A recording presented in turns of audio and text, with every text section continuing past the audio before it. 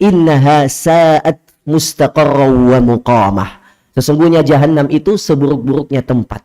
Jadi bahaya kalau ada orang yang beriman tidak takut dengan api neraka. Kalau diingatkan, ya akhi, wahai saudaraku, ittaqillah, bertakwalah kepada Allah, takutlah akan siksa neraka. Kalau dia nggak takut dengan ucapan itu, maka dia bukan orang beriman.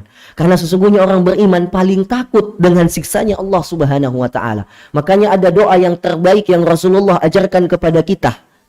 Apa doanya Rasulullah yang diajarkan kepada kita? Rabbana atina fid dunya hasanah wa fil akhirati hasanah wa qina adzabannar. Ini dikatakan doa sapu jagat atau doa meminta kebaikan dunia dan akhirat. Karena percuma dunia bahagia, akhirat sengsara.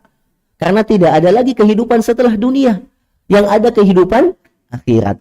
Maka dengan kita tahu bahwasanya hidup ini hanya sekali, orang beriman akan berlomba-lomba. Wa fi dzalika falyatanafasil mutanafisun. Karena kita belum tahu tempat kita tuh di mana, di surga apa neraka, maka kita berlomba-lomba untuk melaksanakan ibadah.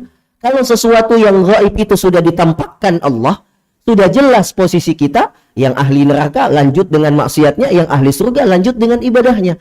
Tidak ada lagi yang disebut dengan al-khawfu war-raja. Al-khawfu war-raja apa itu Ustaz? Al-khawfu itu takut akan siksa Allah, ar-raja itu harapan akan surganya Allah.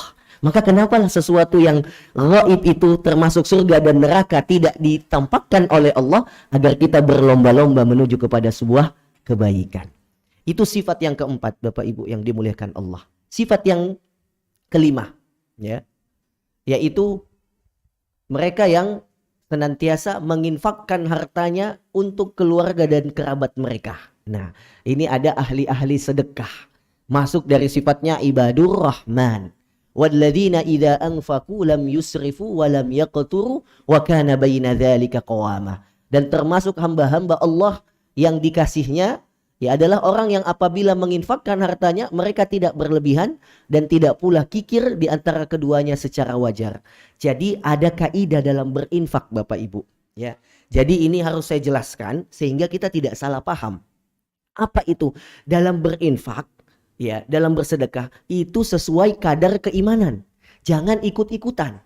Kadang ada orang bersedekah karena ada yang satu sedekahnya banyak, dia ikut-ikutan. Padahal dia tidak mampu di situ, tapi dia paksakan. Ini yang disebut yusrifu, berlebihan. Ya, jadi bukan sedekah itu banyak jumlahnya, tapi seberapa ikhlas kita mengeluarkan sedekah itu di jalan Allah. Karena lihat sahabat, contoh kasus yang saya angkat, Ka'ab ibnu Malik. Ka'ab ibnu Malik seorang sahabat yang mulia, yang dia terkenal dengan bacaan Qur'annya. Dia pada satu waktu ingin bersedekah sama seperti Abu Bakar pada perang Tabuk, mensedekahkan seluruh hartanya. Kan pada saat itu Rasulullah memberikan pengumuman, ya, kita akan berangkat ke Tabuk. Dari Madinah ke Tabuk itu di ujung, ya, bagian ujung kalau dari arah Madinah, ya, itu sudah perbatasan dekat daerah Syam. Itu ditempuh 1 bulan lebih Rasulullah. Makanya Rasulullah mengajak sahabat untuk menginfakkan hartanya. Umar datang dengan setengah hartanya, semua diinfakkan. Abu Bakar semuanya tanpa tersisa satupun. Ditanya oleh Rasulullah, apa yang engkau tinggalkan untukmu dan keluargamu? Allahu wa rasuluh, Allah dan Rasulnya. Sahabat ada yang mau ngikutin Ka'ab ibnu Malik. Kata Rasulullah, jangan, ya, ambil sebagian untukmu, ya, sisakan sebagian untuk keluargamu, infakkan lagi sebagiannya. Kenapa? Karena Rasulullah tahu kadar keimanannya Ka'ab ibnu Malik tidak seperti Abu Bakar. Abu Bakar kalau menginfakkan hartanya, dia mampu menjalani apa yang dia lalui setelah itu. Nah, Ka'ab ibnu Malik tidak mampu seperti Abu Bakar. Maka kita juga ketika berinfak jangan berlebihan, sesuai kemampuan kita. Kalau kita berinfak, menginfakkan semuanya dan kita tidak sisakan untuk keluarga kita, kita zolim. Kita zolim, ya. Maka berinfak itu sesuai kadar keimanan, bukan ikut-ikutan, ya. Ada acara-acara sedekah gitu, ya, dipimpin oleh satu ustadz. Ayo infakkan semua apa yang ada di yang kalian punya, dompet semua keluarkan isinya, jam tangan, perhiasan kumpulkan semua. Ini salah. Kita terus jamaahnya mau aja lagi ngasih-ngasih. Ya. Ini karena kurang ilmu. Kita berinfak cuman Allah dan tahu dengan kita yang berinfak. Tidak perlu kita tonjolkan. Meskipun memang kata Allah di surah Ali Imran, in tubadus sadaqati fa ni'immahi wa in tukhfuha wa tu'tuhal fuqara'a fa huwa khairul lakum. Memang sedekah itu dibolehkan untuk ditampakkan. Misalkan si A bersedekah dengan nilai sekian.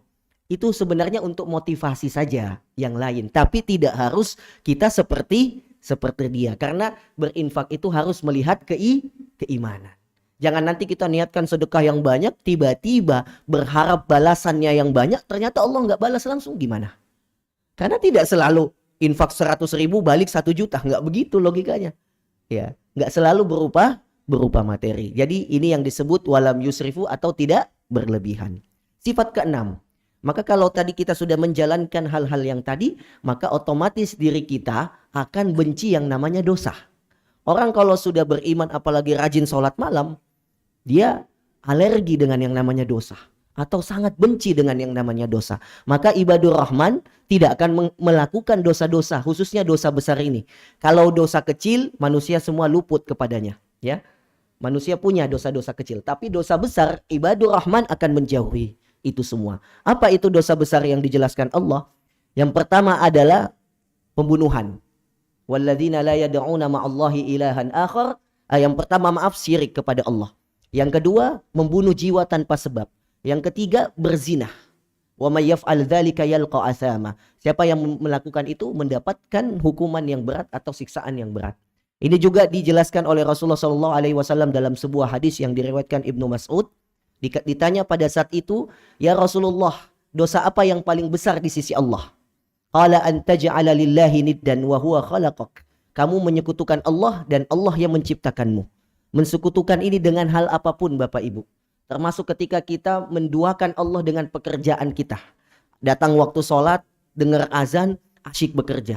Padahal dia mampu datang untuk sholat. Ini termasuk menduakan Allah. Ya, termasuk juga syirik, tapi disebut syirik kecil. Yang nanti kelamaan-kelamaan dia akan menjadi syirik besar. Kemudian, thumma antaktula waladaka khasyata ayyata'ama ma'ak. Kamu membunuh anak kamu atau jiwa yang lainnya karena takut akan rezeki. Ini kan kejadian banyak ya Bapak Ibu. Ada orang tua bunuh anaknya. Pernah kejadian ada ibu membunuh anaknya langsung 3 orang di daerah Jawa. 3-tiganya langsung dibunuh di rumah. Wal'iyadzubillah. Kenapa? Takut anaknya ini tidak bisa makan karena bapaknya sedang bekerja di luar jadi seorang supir. Katanya sih bapaknya tiap bulan ngirim uang. Ya. Setelah dicek ibunya nih stres ngedidik anaknya sendiri, 3 anak bayangkan. Akhirnya dibunuh 3-tiganya. Ya, ini dosa besar. Ya. Yang ketiga, antuzani bihalilati jarik, melakukan zina. Nah, ini juga perselingkuhan banyak. Ya, zaman kita ini selingkuhnya udah modelnya model keren ya. Bukan lagi yang kalau ini kan disebutkan tetangga ya. Kalau sekarang ya anak pun dizinahi Pak. Anak kandung saya dengar berita seorang bapak menzinahi anak kandungnya. Ya Allah, ya. Sudah bukan lagi tetangga, tapi anak sendiri dizinahi. Wal'iyadzubillah. Maka dosa-dosa besar ini, insya Allah kita mampu menjauhinya ketika kita memiliki sifat-sifat yang tadi. Nah, orang-orang yang sudah masuk ke dalam dosa tersebut, masih Allah berikan kesempatan. Ada kesempatan. Jadi orang yang sudah masuk ke dalam lubang dosa, jangan berputus asa. Karena lanjutan ayatnya Allah katakan, illa man taba, kecuali yang setelah berbuat dosa, dia bertaubat sama Allah.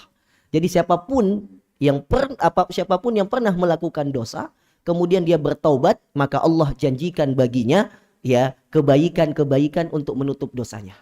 Jadi jangan khawatir Bapak Ibu kalau kita ya atau ada di antara jamaah yang pernah masuk atau terjerumus ke dalam dosa tersebut, ya jangan khawatir. Rahmatnya Allah begitu luas, kasih sayangnya Allah begitu luas. Pendosa siapapun itu yang senantiasa melakukan maksiat, ketika dia datang kepada Allah, bertaubat kepada Allah, maka dia akan diampuni Allah. Syaratnya satu, dia bertaubat dengan taubatan nasuha. Illa man taba. Setelah dia bertaubat, wa amana, menguatkan imannya, wa amila amalan salihah, melakukan amal soleh, faulaika yubaddilullahu sayyiatihim hasanat. Maka insya Allah ya keburukan-keburukannya itu akan ditutupi dengan kebaikannya. Ya, jadi itu kunci agar kita senantiasa mendapatkan rahmatnya Allah Subhanahu wa Ta'ala. Ya, kemudian illa man taba wa amana wa amila amalan shalihan fa ulaika yubaddilullahu sayyi'atihim hasanat wa kana Allahu ghafurur rahim. Jadi orang yang bertaubat, kemudian dia beriman, beramal soleh, dan insya Allah dengan itu Allah akan ganti segala keburukannya dengan kebaikannya. Kemudian yang ketujuh, walladzina la yashhaduna zur wa idza marru bil lagwi marru kirama. Orang yang senantiasa meninggalkan perbuatan dusta. Apa itu perbuatan dusta, Ustaz? Perbuatan ya yang tidak memiliki landasan kebenaran. Di dalamnya juga perbuatan bohong, ya. Itu azur, atau dia bersaksi dengan kesaksian palsu, atau dia bersama-sama orang yang melakukan kebohongan. Contoh, korupsi bersama-sama. Ya, dia tahu itu tidak baik dan dia diamkan. Itu termasuk ya adalah perbuatan ya azur atau perbuatan dusta. Meskipun dia tidak berkata, ya. Dia misalkan ya tahu sebuah kebohongan dalam satu tempat, tapi dia diamkan. Dia termasuk orang yang melakukan perbuatan zur atau kesaksian palsu, ya. Di sini dikatakan oleh Ibnu Katsir ya dalam tafsirnya bahwasanya azur di sini ya juga termasuk menghadiri ya hari raya perayaan orang kafir. Juga termasuk di dalamnya adalah mengikuti tempat-tempat yang di dalamnya ada perbuatan dosa dan lain sebagainya, atau berjamaah dalam kebohongan, ya. Ini juga termasuk perbuatan azur. Sekarang kan banyak ya orang yang berbohong demi jabatan, berbohong demi harta dan lain sebagainya, dan ini tidak dibenarkan dalam agama kita. Yang kedelapan, ya, walladzina la yashhaduna zura wa idza marru bil lagwi marru kirama. Dia meninggalkan perbuatan yang sia-sia. Nah, ya. Jauhi perbuatan sia-sia. Ali bin Abi Thalib dalam riwayat mengatakan min husni islamil mar'i tarkuhu ma la ya'nihi. Dari bentuk kesempurnaan Islam seseorang meninggalkan hal-hal yang tidak bermanfaat. Ya. Ini penting sekali sehingga waktu kita itu diisi dengan sesuatu yang bermanfaat, khususnya bulan Ramadan nih. Perbanyak baca Quran, perbanyak bersedekah, perbanyak ngaji, majelis ilmu. Jangan lagi kita perbanyak asyik main HP, game. Game ini sebenarnya ya, itu perbuatan sia-sia. Ya. Jadi anak-anak muda yang masih suka main game, stop. Itu perbuatan sia-sia nih, bukan termasuk ibadur rahman ini. Karena ibadur rahman itu meninggalkan perkara yang tidak bermanfaat. Nongkrong-nongkrong di tempat kafe sampai jam 12 malam, ya, sampai jam 1 malam, itu tinggalkan. Rasulullah itu dalam kitab Riyadhus Shalihin bab tentang amalan setelah sholat isya memakruhkan orang yang senantiasa begadang. Rasulullah paling nggak pernah begadang. Setelah sholat isya kalau tidak ada hajat tidur. Di dalam kitab itu dijelaskan boleh kita begadang dua hal. Karena ilmu syar'i, belajar menuntut ilmu, atau sedang membantu hajat seseorang. Boleh. Selebihnya tidur. Ya. Makanya Rasulullah istiqomah bangun tahajud. Ya tidurnya setelah isya. Ya kita tidur jam 11, jam 12, bangunnya jam 4, 5. Kalau di luar bulan Ramadan, subuh lewat. Ini kebiasaan yang nggak baik, sehingga kita nggak bisa jadi ibadur rahman. Gimana mau dapat cintanya Allah, subuh saja lewat. Ya, jadi ini perkara yang sangat penting untuk kita jauhi. Apalagi saat ini banyak amalan-amalan yang nggak bermanfaat. Ya, pemuda-pemuda kita joget-joget di TikTok lah, apa itu? Ya, semakin viral jogetnya, semakin bangga. Ya. Ini kan hal-hal yang sebenarnya harus kita pahamkan kepada generasi kita bahwa ini adalah perbuatan yang tidak sesuai dari apa yang Allah Subhanahu wa taala inginkan kepada hambanya.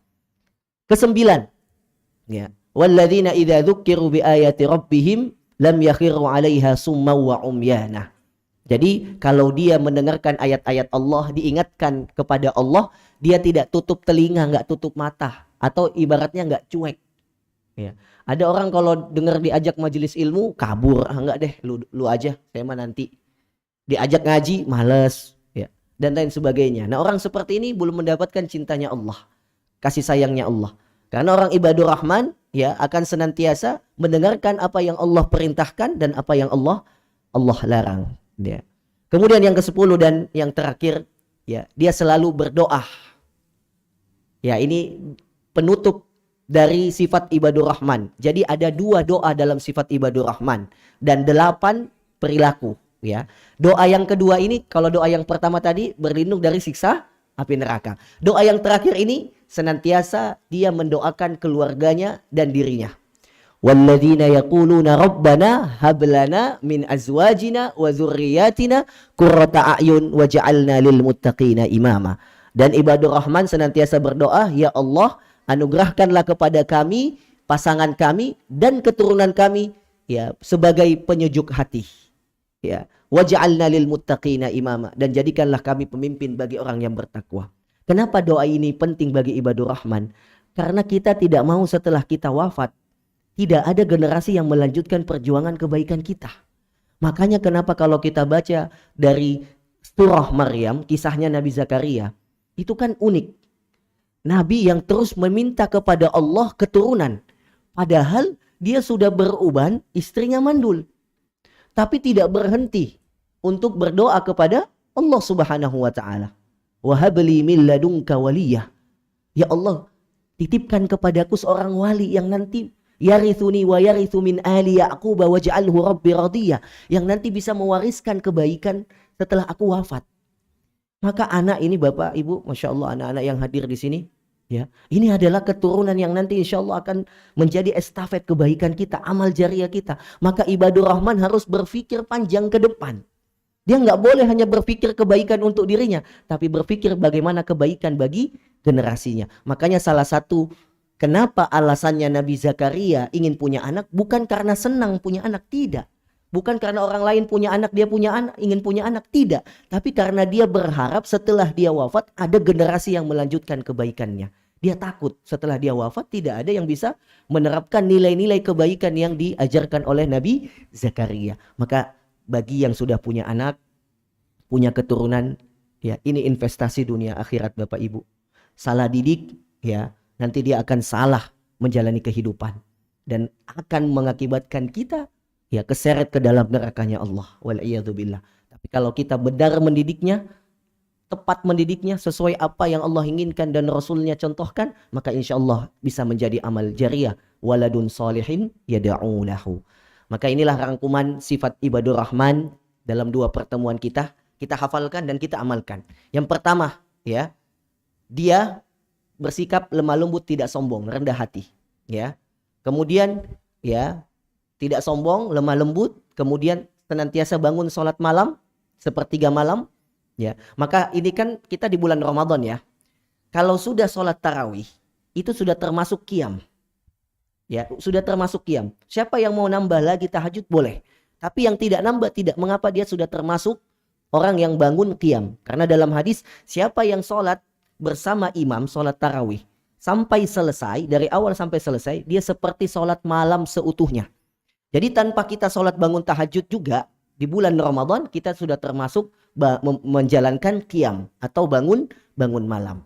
Kemudian menginfakkan harta, menghindari dosa-dosa besar, tidak melakukan persaksian atau kebohongan, bersekongkol dalam keburukan, takut kepada siksaan Allah tadi, doanya berlindung kepada api neraka, meninggalkan perkara sia-sia yang tidak bermanfaat dunia dan akhiratnya, ya, dan menjauhi orang-orang yang ya batil, ya, berbuat buruk dan berperilaku lemah lembut kepada siapa saja yang menyakitinya. Jadi sifat ibadur rahman yang mudah-mudahan di bulan Ramadan ini bisa kita dapatkan dan bisa kita raih tentunya dengan apa? Iman. Jadi saya tutup rumusnya Bapak Ibu. Iman akan disertai dengan amal soleh. Baru amal soleh ini akan melahirkan cinta dari Allah. Jadi iman, ya, amal soleh, baru dapat cintanya Allah. Illa man tabah, bertaubat kalau yang sudah berbuat dosa. Kemudian wa amana, beriman.